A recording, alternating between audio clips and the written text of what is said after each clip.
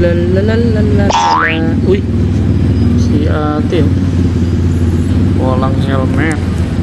So malay natin angkas lang dyan sa unan bababa, diba?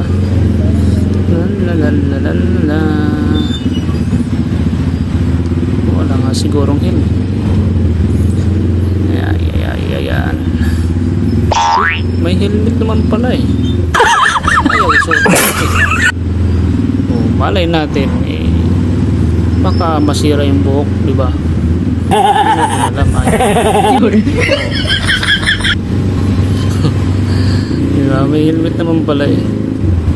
Malay natin dyan lang sa bababa na si ate. Tinatamad lang siya magsuot ng helmet.